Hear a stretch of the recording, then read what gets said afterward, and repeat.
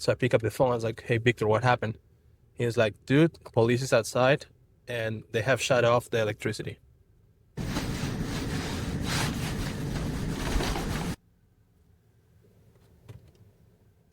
So it is Saturday. It's somewhere around 8:45 in the morning. I just finished my workout and I have to go clean out one of my rooms, which is something I hate to do. So when I was grieving with myself at the gym, asking myself again, how did I end up in this position again? How did I end up in the position where it is a Saturday morning and I want to go sleep, but instead I have to go clean a room? And now, cleaning a room is something we do every month, right? I have 3 cleaners, but usually it takes at least 24 hours to schedule them. And right now, I need the room cleaned today. And why? If I didn't really talk about this, uh, maybe I should make a full video of the story. But pretty much what happened is last week on Tuesday, I get a call from one of my tenants at 2:20 in the morning, and he calls the emergency line. So I pick up the phone. I was like, hey, Victor, what happened? He was like, dude, police is outside and they have shut off the electricity. So that was a big story. That's actually a big story. The point is, one of the guys got arrested. Uh, Not a bad guy by any means, but he did something wrong and the police went to look for him. And it was such a traumatic experience for most of my tenants because the police was there for an hour and a half and nobody wanted to open the door, that 2 of them were like, dude, we don't want to live here anymore. So I did the right thing. And of course, I let them go. I gave them their deposits back. Like, I understand if I was living there and something like this happened, I wouldn't want to live there anymore as well. So I let them go. And that turned into 3 unexpected vacancies. Now, granted, of course, it happened to be the last day of the month. This was June 30th.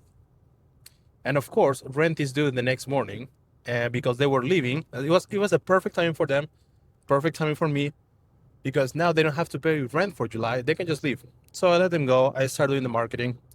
We found one tenant the next morning. We had 3 showings that next morning.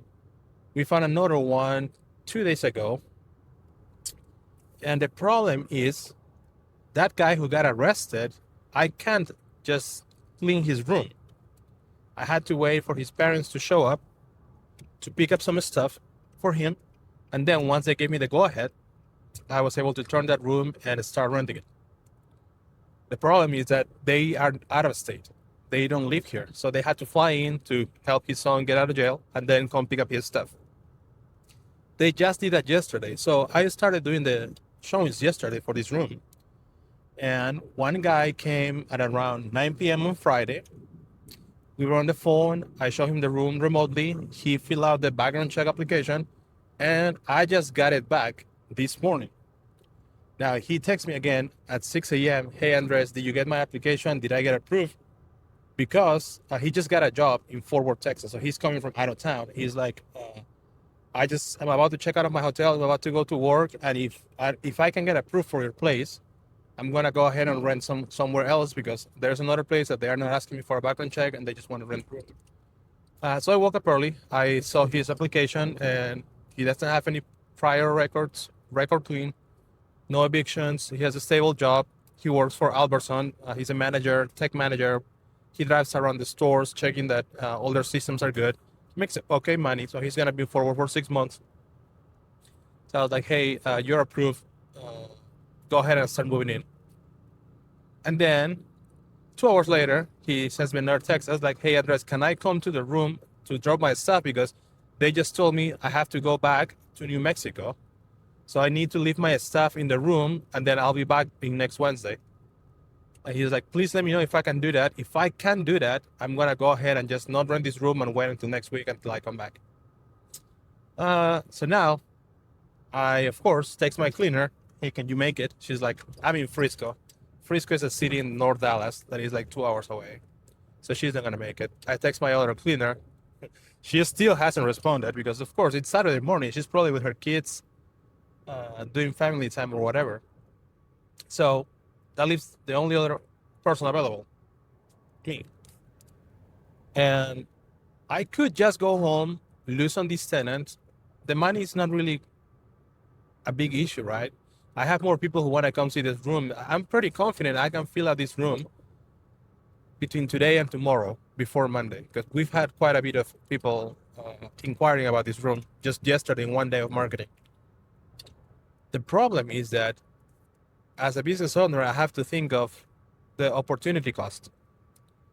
And the opportunity cost of me going home, playing business owner, where I want everybody else to do the work for me, versus the opportunity cost of me driving right now to the house, do a 30-minute clean on that room, getting to know him in person, and then go back home anyways.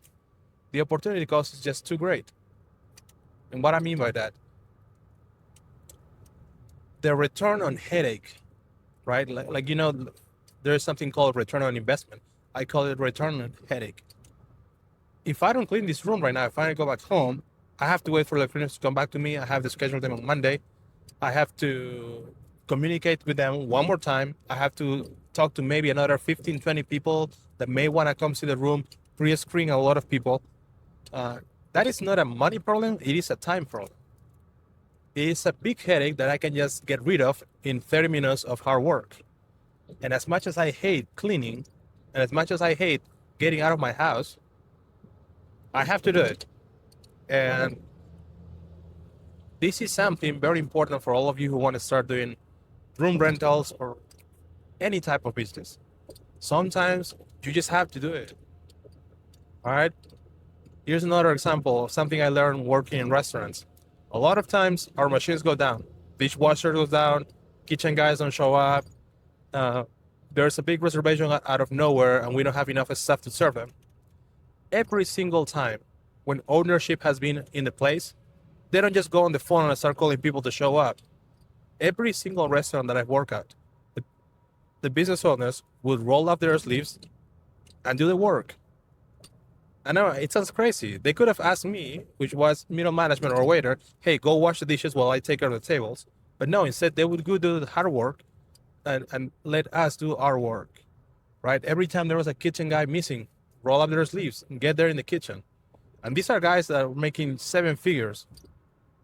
But sometimes you just gotta get shit done, you know? And that's my lesson for today. And that's why I'm making this video, because I think there's a lot of people that are struggling with managing their room rental business, their co-living, or whatever business that you're starting, because you are not willing to put in the hard work.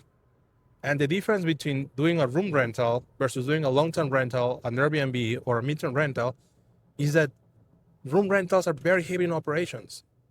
They're very heavy. No matter what a guru is telling you, you can't just throw it on a platform that is going to find you the tenants and expect good results, right? You can't just outsource this to a property manager and expect good results if you're not over managing your property manager. It is better for you to manage it, learn the ins and outs, build your own systems, and then outsource it, right? The other reason why I'm doing this cleaning today, because it is an unexpected vacancy. Usually when we have vacancies, people gives us a 30-day heads up. So we have enough time to market the rooms. And usually we have vacancies only for 1 or 2 days. When people leave without giving us a 30-day notice, we keep the deposit. And the deposit covers about 10 days of rent, which is exactly our average that takes to find a new tenant.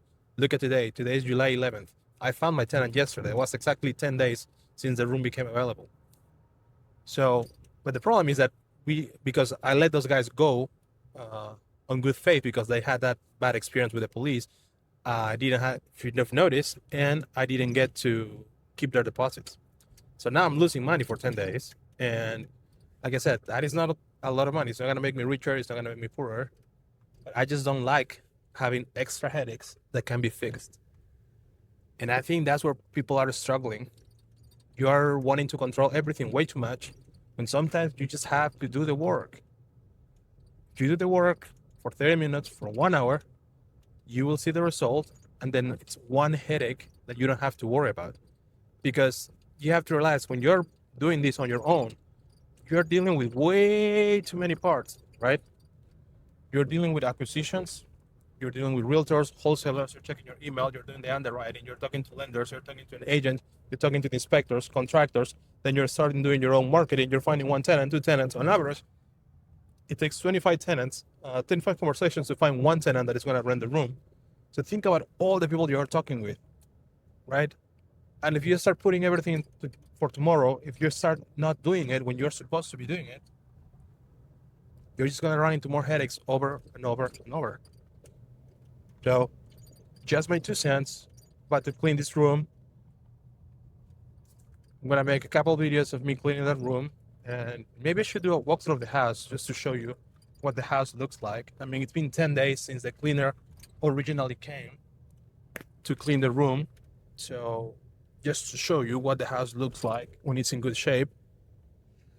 And yeah, that's it. See you in the next one.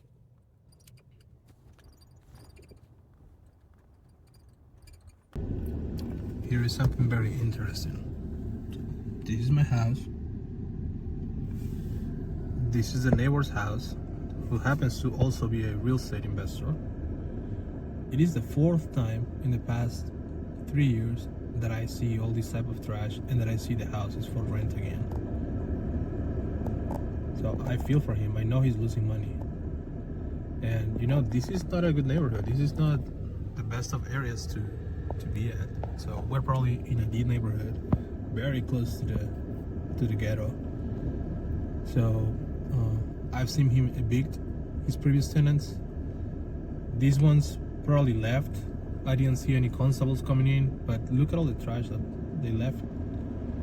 So he should be doing room rentals, right?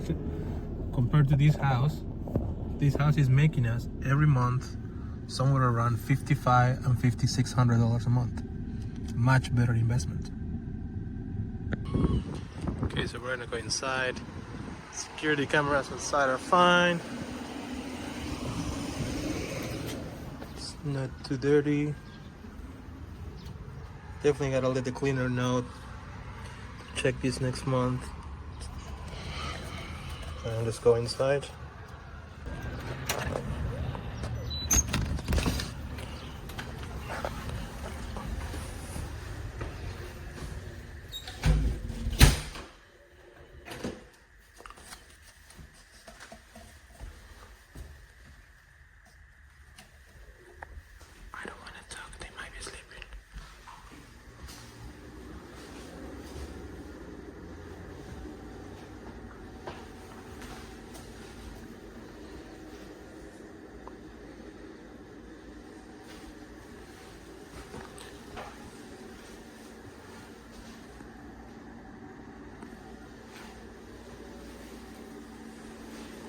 Now let's go check the room.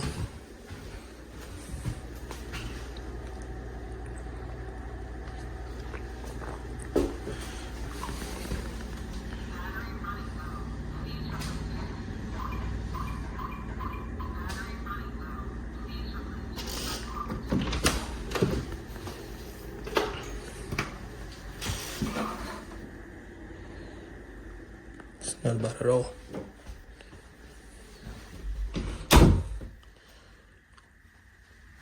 This is not bad at all. So all we have to do is just disinfect everything, make it clean. Of course, get a new mattress protector. But that's it. Not too shabby. You know what I just noticed? We used to have wall art there, and I'll put a picture on the screen. And it's gone, which means that somebody took it, because I thought, oh, maybe it fell, but nope, it's not there. So somebody took that into the rooms, or they just stole it. It happens.